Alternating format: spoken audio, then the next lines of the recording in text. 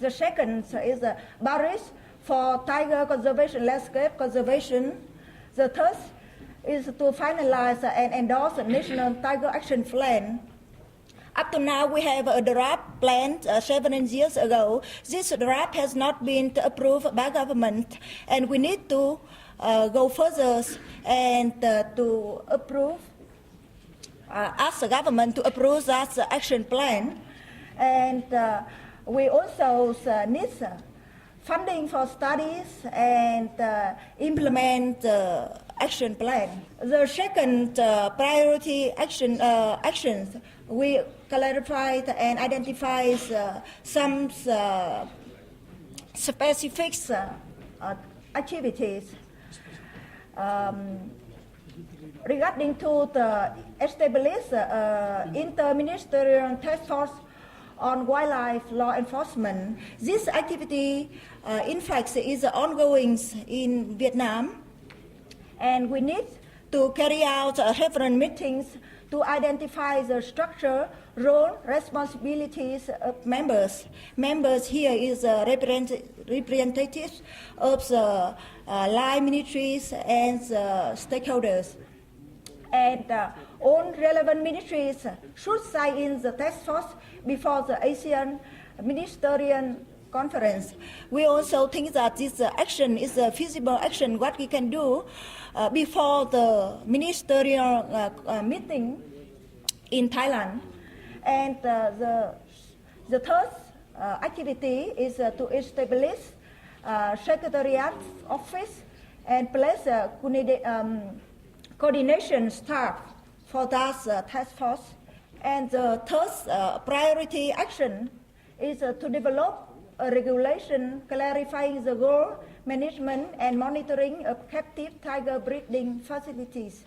As far as you know, maybe the captive tiger breeding facility may have some impacts on the tiger in the wild. So we need to review a tiger breeding facility and develop recommendations for regulation with consultation from wide variety of interest groups, and develop the regulation of tiger breeding facilities under the direction or orientation of the RTF CITES and the government policy and regulations. And also drafts national regulation on captive breedings of endangered interesting species.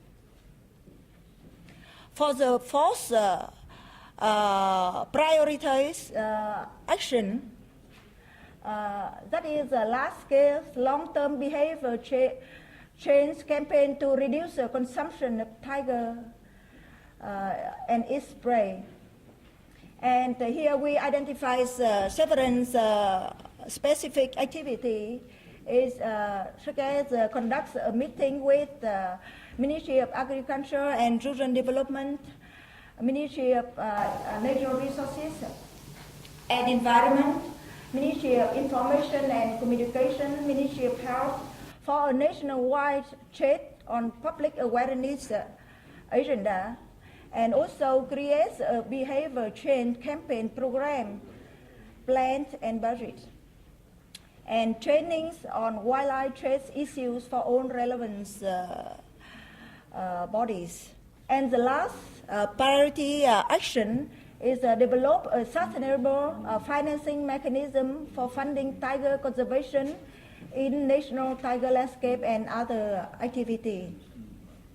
And here we should ask GTI or World Bank in Vietnam to facilitate a process to design and implement a suitable sustainable financing mechanism for tiger and tiger protection in Vietnam's tiger conservation landscapes under the National Tiger Conservation Action Plan. We also, from government, we need to submit and approve the decree on sustainable financing for protected area in Vietnam, including protected areas that have wild tiger existing.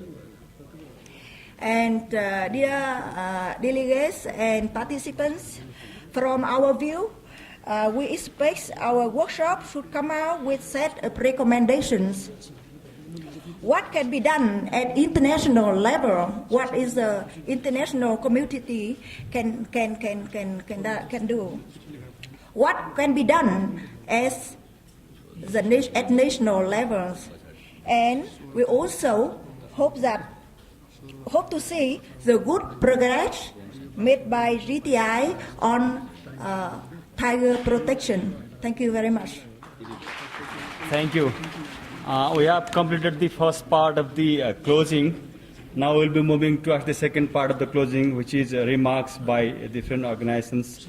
The first remarks is proposed from NGO Forum. We were very grateful to be a part of the country teams and every other part of this very, groundbreaking program.